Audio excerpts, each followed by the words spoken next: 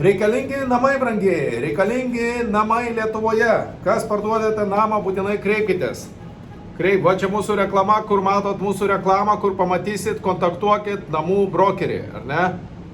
Biškutė, čia va dar tokias reklamas matysit, tokias, linksmas namukas, verkiantis namukas, biškutį palaikysiu aš tą skelbimuką prieš ekraną, kad Google užfiksuotų jį kaip pagrindinį, sakykime, kaip pagrindinį vaizdą. Ir toj aš paaiškinsiu, kodėl mums reikia namų. Tarp kitko, kas nori dirbti su nekilnojamu turtu kaip brokerį, kas nori mokytis, kas nori išmokti, įvaldyti geriausiai apmokamą profesiją, geriausiai apmokamą karjerą paprastam žmogui, ar ne? Neturint kažkokių ypatingų sugebėjimų, tai aišku, nekilnojamo turto karjera yra geriausia karjera. Tai va visur, kur pamatysite šitokį taikinuką, su tokiu taikinuko logotipą, tai esame mes, namų brokeriai. Aš pats esu Darius Overlingas ir jau su nekilnojamu turtu per 3 pasaulio šalis dirbu 30 metų. 30 metų, brangiai. Lietuva, Bulgarija ir Floridoje su nekilnojamu turtu esu licencijuotas ir aš ir mano žmona turim licenzijas dirbti su nekilnojamu turtu Floridoje. Ir daug kas klausia, kodėl aš ne Floridoje dirbu. Aš esu pardavinėjęs sklypus Floridos centre, bet prieš 10 metų gimė man sūnus, jau prieš 11 beveik. Ir kažkaip aš pastebėjau, kad lietuviai labiau vertina mano paslaugą, nes yra daugiametė patirtis ir aš galiu dirbti iš namų, aš galiu dirbti nuotoliniu būdu. Tai va, jums atsakymas, kodėl aš dirbu su Lietuva ir su Amerika minimaliai tvarkau kažkokius tai reikalus, ar ne? Reikia mums namų, reikia namų. Nes pas mus yra pirkėjų perteklius. Šią savaitę jau net nebegalėjom atsiliepti į visus skambučius, tai kitą savaitę atsiprašom, kas kaip pirkėjai skambinote, atsiprašome, kad net negalėjom, kai kuriem buvo perskambinta, kai kuriem net nebuvo perskambinta. Kodėl? Todėl, kad užsakom didelius reklamos kiekius, tiek spaudoje, tiek internete, nekilnojamo turto portaluose, va žiūrėkit, Alio, Domo Plus, mūsų jau yra reklamos prie kiekvieno skelbimo. Kiekvieno skelbimo, ar butas, ar namas, ar sklypas, mūsų reklamą rasite visur ir mes turime pirkėjų perteklių. Žmonės skambina, bet neturime namų. Pas mus problema yra atvirkštinė. Jums yra atvirkščiai, jūs turite namą parduoti, bet nesusilaukėt skambučių, nesusilaukėt pirkėjų, nesusilaukėte rodymų. Mes turime daug pirkėjų ir neturim namų, tai gal reikėtų kažką čia kartu padaryti, kažkokį tai biznį, ar ne? Tai va, visur, kur pamatysite namuką tokį, logotipą tokį, kontaktuokite, namą parduoti, arba kas norite dirbti brokeriai su namais. Šimtukas, ne?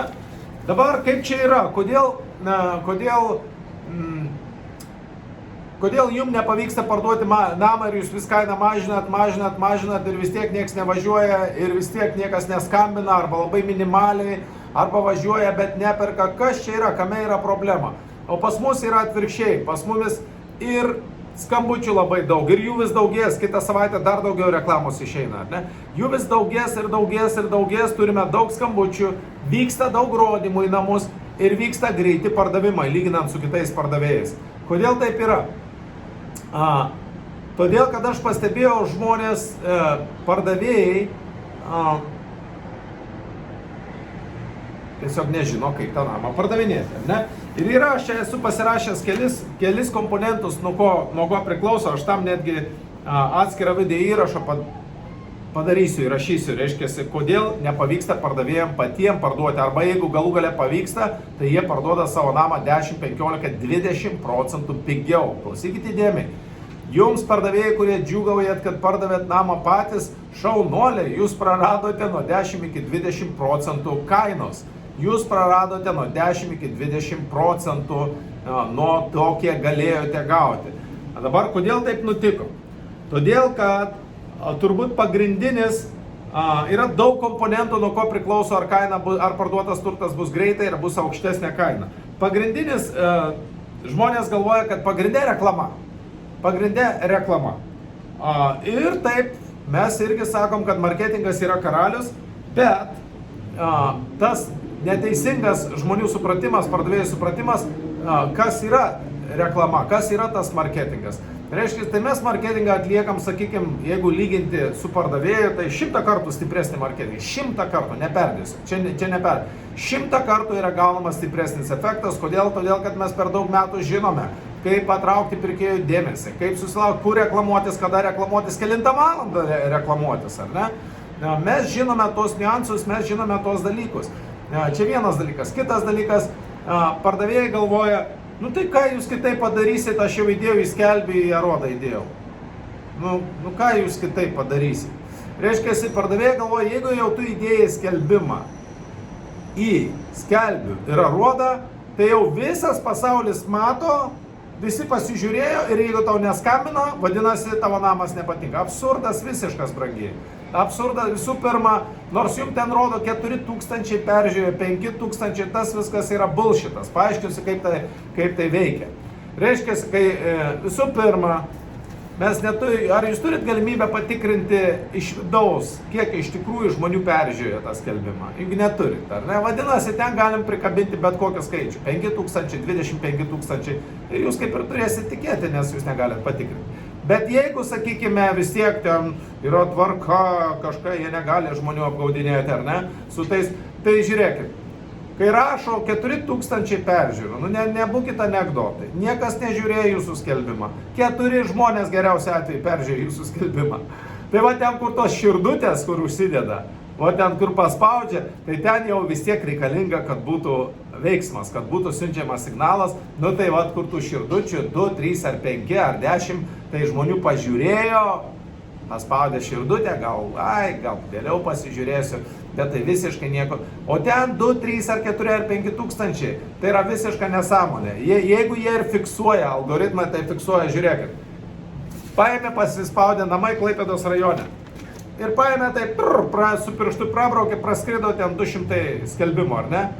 Vieną peržiūrą, antrą kartą jisai ten eina, kitą kažką žiūri, antrą peržiūrą, niekas nematė jūsų skelbimo ir niekas jo neskaitė ir nežiūrėjo ir taip toliau ir taip toliau. Bet, todėl ir jie sako, tai yra peržiūra. Jeigu praskrido pro akis, jeigu dabar varna praskrido man pro akis kažkur, tai yra peržiūra, tai kaip ir peržiūra, jinai praskrido, bet ar aš gilinausi į tą varną, ar žiūrėjau, nesigilinau. Lygiai taip pat į jūsų namo nuotraukas, į aprašymą, į privalumus niekas nesigilina. Todėl va čia gaunasi tokia iliuzija. Žmonės klaidinga turi įsitikinimą, kad jeigu jau kažkur įdėjo skelbimą, tai jau reiškiasi, jau čia yra gerai, jau visas pasaulis žino ir jeigu nieks neskambina, vadinasi, nėra pirkėjų, dabar tokia situacija rinkoje. Čia viena klaida. Tai tokių skelbimų mes jūsų namo pardavimui sudėsim 10, 100, o jeigu reikės ir 1000, jeigu koks brangus namas, ten komisinė 50 000 ar kažką, tai galėsim 1000 skelbimų sudėti dėl vieno namo, kad visam pasauliu mirgėtų jūsų namas, ar ne? Galėsim netgi praplaukti čia kur nors ar kanale, ar vandenyne, galėsim vėliavą padaryti su jūsų namu ir pareklamuoti jūsų namą. Galėsim tokią reklamą padaryti, jeigu norėsit. Kad visas pasaulis, visas Facebookas žiūrėtų, kas čia per namas parduodamas, ar ne? Tai va, čia viena yra tokia misconception arba toks, neteisingas supratimas, kad tu skelbimą įdėjai, jau atseit gauni efektą. Jokio efekto jūs negaunat, labai minimalų. Reikia tokių kaip parodas, turbūt jums reikėtų skelbimų pridėti 1000, ar ne? Bet jūs įsideda vieną skelbimuką ir jau tikitės efektą. Žiūrėkit, mūsų skelbimai yra, dabar jeigu žiūrėsit Domo Plus, Alio, prie kiekvieno skelbimo. Ir tai ten žada jie milijonus ten ir parodymų ir taip toliau. Ir tai sakyčiau, kad čia jau mūsų užplūdo visas pasaulis pardavėjais ir pirkėjais, taip nėra. Efektas yra, viskas tvarkoj, bet galėtų būti ir geresnis, ar ne? Todėl mes turim naudoti ir reklamą, ir spaudą, ir Facebooką, viską, ir žmonės dirba, ir skambučius daro, ir duomenų bazės kaupia. Ir marketingas yra daugiau darbo, ne tik įdėti vieną skelbimą, ar ne? Marketingui mes, pavyzdžiui, mūsų komanda sugaišta 10 ar 100 valandų žmogiškųjų resursų. Jūs savo skelbimų, kai įdėti, sugaištat 5 minutės, jeigu nelabai mokat naudotis kompiuterį, tai valandą, ar ne? Bet jūsų ir baigėsi menas šitoj vietoj, kas liečia marketingą. Bet marketingas yra tik tai vienas iš komponentų svarbus, bet ne pats jau toks ir svarbiausias, ar ne? Kitas dalykas yra kaina. Kaina, žmonės nežino kokią kainą. Pavyzdį norėjau pateikti pirmą. Kai žmonės reklamuojasi, va dabar pasimėm sutartį, pasirašymą, ne, Klaipėdoje, va, Kiškėnuose, namas yra labai geras, tuo pačiu pareklamuosiu, eikite į namų brokerį portalą ir žiūrėkite Kiškėnuose namas, tai šitas namas jie irgi reklamavosi skelbimo portaluose, rodo ir skelbia ir taip toliau, ir jiem per 2 ar 3 mėnesius atvažiavo tik vienas kažkoks žiūrovas, ar ne, ar net ne vieno, ar skambino, kažkas tai tokio, kad žodžio efektas beveik nulinis, ar ne? Pas mus dabar per paskutinės 2 savaitės, tiksliai nepasakysiu, nuo 7 iki 10 klientų atvažiavo, apsižiūrėjo ir masto dėl kainos, dėl ko, ten kitą turtą turi parduoti, žodžiu, vyksta toks rimtas susidomėjimas. Tai va čia jau yra peržiūros, brangieji. Čia yra peržiūros, nes žmonės nuvažiavo ir pasižiūrėjo. 10, sakykime, apie 10 žmonių jau pasižiūrėjo, kai mes pradėjom dirbti, ar ne? O kol jie patys reklamavosi skelbimo portaluose, kas buvo, nieko nebuvo, ar ne? Tai va čia jums tas, kad suprastumėt, kodėl pas jūs neskambina ir nevažiuoja, arba skambina, nevažiuoja, arba jeigu atvažiuoja, tai dingsta kažkur tai. Todėl, kad jūs neteisingai prieinat prie marketingo. Tai yra brangiausias jūsų turtas, bet jūs jį marketinat blogai. Toliau kitas dalykas - kaina. Kaina pastatymas. Vakar kalbėjau su viena klientė, prašo dabar 120, tai kainą daugmaž jūs taip darote. Prašė jinai prieš tai 160, po to 140, po to 120. Po 20 000 numetinėja ten kas mėnesį, kas 2 kažkur tai. Ir va tokiu būdu bando suprasti, kokia ta galėtų būti kaina. Ne taip brangiai yra kaina nustatoma, ne taip. Arba aš kartais klausiu, kaip analizė, ar padarėt kokią, nu jo padarėm, jo pažiūrėjom visus skelbimus, nu tai brangiai. Ir vėl pagal ką jūs darot analizę? Pagal skelbimų portalą, nu žiūrėkit, paaiškinsiu kaip čia yra. Vienas susisvaigo kažką išgėrė, pastatė 120 000 už namą kažkur tai kaime, ar ne? Tas namas gal tik 50 000 tai yra vertas, ar ne? Nu gal daugiau, bet nu, jau deda kainą 20-30% aukštesnė. Kitas pasižiūrėjo nuotrauką, dar kelis tokius svaiginas, sako, žinai, aš prašysiu, mano namas yra, va, čia plytelės geresnės, čia va tvora yra 150. Vienas jau per daug pasistatė. Kitas dar 20 000 per daug. Ir staiga tos kainos gaunas visiškas kosmosiukas. Kai kurie normalias kainas pastato, bet bendruoju sumoje gaunasi toks, nu, burbulas, toks chaosas, absurdas kažkoks. Ir žinot, ką jie po to sako, aš niekur neskubu. Jie nori gauti, tokie pardavėjai nori gauti kainą, kuri bus už 15 ar 25 metų kaina, dabar jau nori gauti, jeigu iš vis tokia kaina kažkada bus. Tai va čia yra problema, nesugebėjimas nustatyti kainų, nežino kaip tą rinkos analizę padaryti. Situacijos rinkoje nežino kokia yra pasiūla paklausa, mes tiksliai žinom kiek kur nuperka namų ir kiek yra pirkėjų, viską registruojam ir duomenis analizuojam. Nu ir aišku, tas psichologinis pasiruošimas, aš manau, matau, pa žmonės yra labai prastas, nes karas, nieks neperka, nieks neskambina, jie tada depresuoja ir tą kainą leidžia ir galų gale parduoda 10-20% pigiau. Dėrybų, aišku, nemoka vesti. Kitas komponentas jau, kai, sakykime, jau jeigu ir vyksta apžiūros, jeigu jau ta kaina normali, nemoka vesti dėrybų efektingai. Turto paruošimas pardavimui.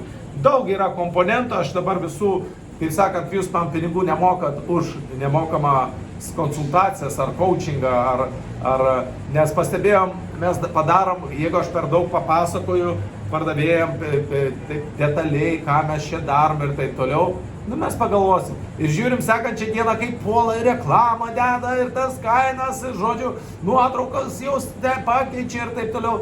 Vis tiek to brangiai nepakanka. Jūs turite kažkada suprasti, pardavėjai, kad jūs nesate šito reikalo profesionalai.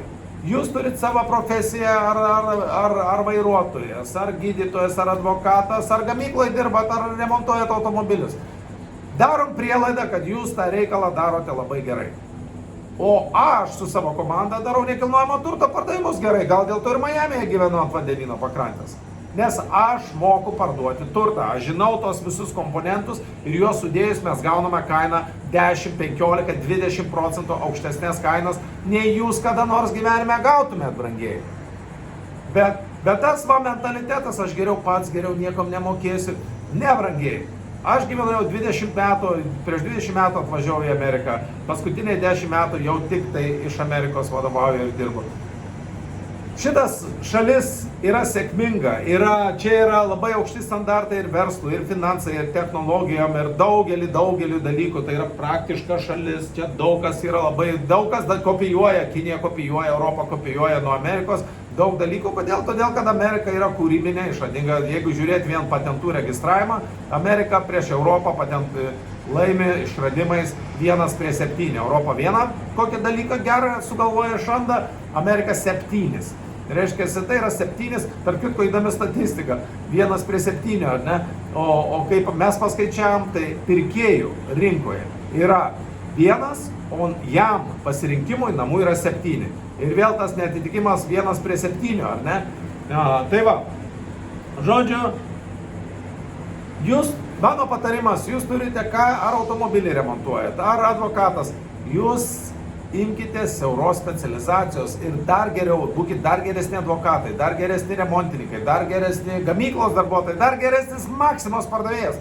Būkit geriausias Maximos pardavėjas, spėkit, ką padarys vadovybė su jumis iš karto pakels į supervisorius, dadės ten 100-200 eurų atlyginimą, aišku, tai yra mizeris, bet vis tiek jau jums bus kompensuota už tai, kad jūs tapote geriausias pardavėjas, kur ten didelio proto nereikia, ar ne, bet jau jūs įdėjote ekstra pastangų kažką, tai jūs esat geriausias. Tai vat, jūs darykite tai, ką darote geriausiai, o mum palikite daryti tai, ką mes darome geriausiai. Žodžiu, pirkėjų turime daug, ir jų vis daugėja, o pardavėjai mums reikia, ypač kas, jeigu, sako, pastatot kosminę kainą, aš niekur neskubu, nedomina tokie pardavėjai, nedomina, neskambinkit, nekontaktuokit, tol, kol jums nebus skubu. Mane domina žmonės, kam skubu. Ir tiesa yra tokia, kad 80% pardavėjų dabar yra skubu. Pas vienus yra ten skyrybos, pas kitus bankrotas, pas kitus pinigai baigės, kiti paskolų nebeišmoka, kiti kalėjimą sėda. 80% tokių pardavėjų yra. Ir jūs dabar manęs klausot ir galvojate, jo, pas mane irgi taip yra. Nu taip, žinokit, 30 metų dirbu su nekilnojamu turtu, nieko naujo jūs man nepasakysit, kai paskambinsite ir pradėsit savo situaciją dėstyti. Arba jeigu norit, galite nedėstykit. Sakykit, dar man reikia skubiai parduoti ir prašau sutartis, aš sumoku jums komisinius, rašau sutartį, dirbam. Vežkite tuos pirkėjus ir parduokit man kiek įmanoma greičiau ir kiek įmanoma brangiau. Tas niekur neskuba, niekur tas neskubėjimas. Žmonės, kaip aš jau nekartą minėjęs, pardavėjai mąsto, kad jeigu aš ilgai lauksiu, tai visas pasaulis netyčia sužinos, kažkaip žinia netyčia, informacijos laikais nelaukti reikia, o intensyviai marketinti, lysti į akis visur. Net jeigu žmogus pamatys jūsų namą, jis jau po dienos, po savaitės pamirš.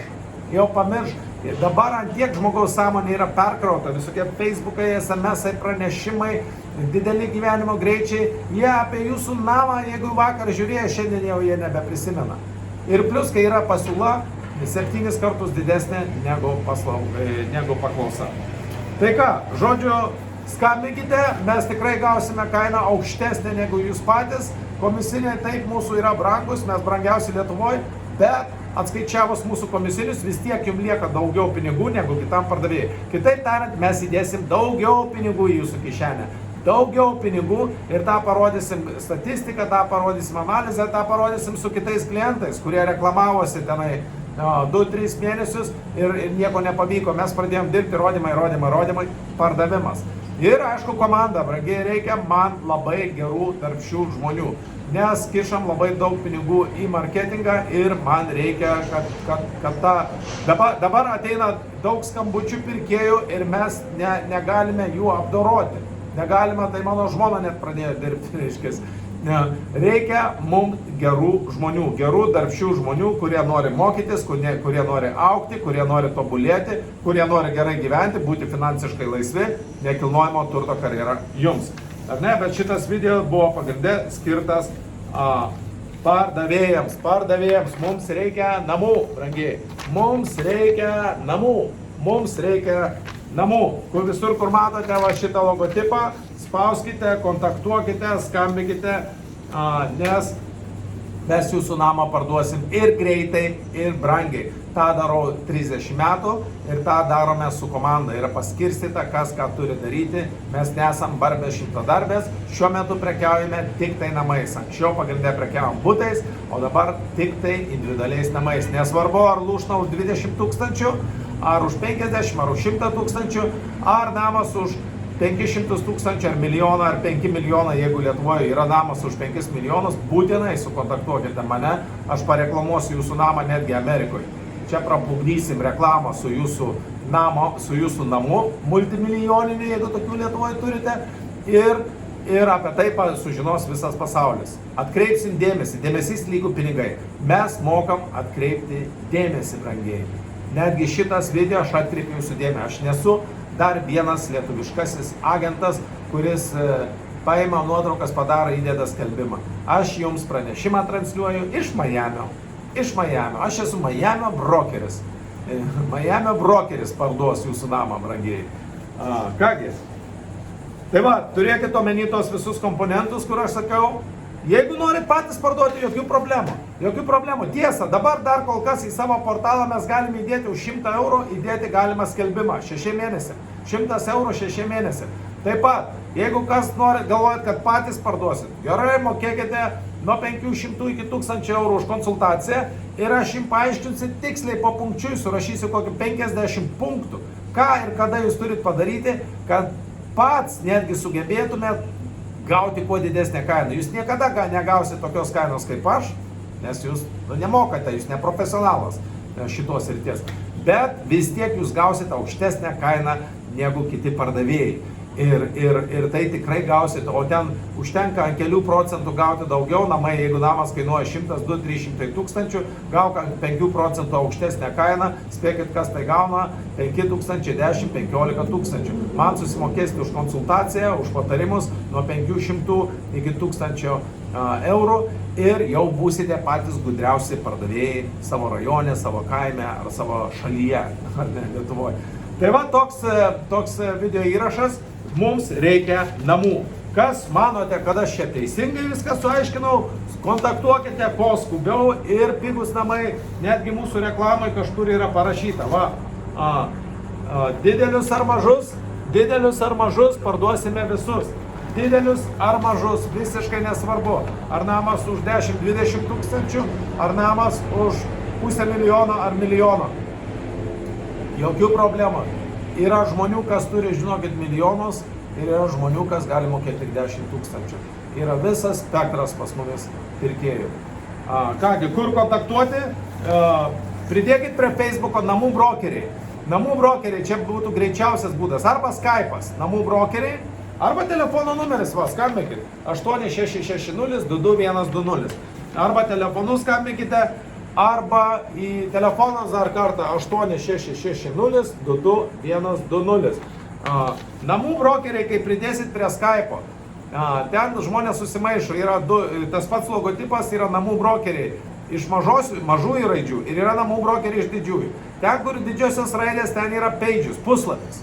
Tai ten, jeigu jūs pridėsit, jūs tik stebėsit, kas ten vyksta, bet jūs negalėsit parašyti ar jūs negalėsit paskambinti, va taip pavadinkime. O kai pridėsit prie draugų mažosiom raidėm namų brokeriai, tai ten galėsime susiskambinti, konferencinės pokalbius galėsim daryti, ekranų pasidalinimą, ten sutarties punktus galėsim paskaityti, tik tai aišku reikės, kad jau prie kompiuterio būtumėt, ar ne? Tai va, arba mažosiom raidėm, Facebookas, namų brokeriai. Aišku, jeigu norit pridėti prie Facebooko, prie Page'aus namų brokeriai, tada pridėkite tą iš didžiosiom raidėm namų brokeriai, ne? Tai tiek, žodžiu, kontaktuokite arba telefonu, arba į Skype'ą, arba Zoom'ą galėsim konferenciją. Žodžiu, kokiais būdais norite, kontaktuokite ir parduosim jūsų namą. O jeigu jau suprantate, kas darosi rinkai, tai tas pats, kas buvo 2000-aisiais, 2008-ais, tas pats vyksta ir dabar. Ir čia po mėnesių 2 tas dalykas neužsibaigs. Čia tas reikalas tęsis metus, 2, 5 gal netgi. Taip, kad su kiekvienu mėnesiu, su kiekviena diena jūs už savo namą gausite tik mažiau ir mažiau iki kažkurio tai etapo, kol galų gale sustos ir po to galbūt pradės kilti, bet man kyla labai didelių abejonių. Kas vyksta šiuo metu pasaulyje, dabartinė situacija, tiek ekonominė, tiek ta politinė, tiek sveikato mūsų, ar ne, sveikatos apsaugos organizacijos labai aktyviai reiškiasi, ar ne, tai vat, visi tie dalykai, aišku, man kelia abejonių, kad mes pereisim į kažkokį vėl klestėjimo laikotarpį greitai. Bet kam reikia turtą parduoti dabar, čia ir dabar, jūs norit gauti aukščiausią kainą, kontaktuokite. Ačiū uždėmesį, iki malonaus. Prenumeruokit Namų Brokerių YouTube kanalą, gausit daugiau pranešimų, ten matysit, mes kelsime atsiliepimus, interviu, kas sutiks, ne visi nori filmuotis, bet kas sutiks. Su kitais klientais galėsim duoti telefono numerį, paskambinsit, paklausit, sakysit, ar tikrai taip yra, ar tikrai, kol skelbė, rodė, reklamavausi, nieko nebuvo, kol reklamavotės, o kai pradėjo Darius, Namų Brokeriai, dirbti su savo komanda, tai pas jumis rodymai viens po kito. Ar tikrai taip yra? Tai duosim mūsų egzistuojančius klientus ir galėsit su jais pasibendrauti. Kągi, ačiū uždėmesį ir iki malonaus. Ate.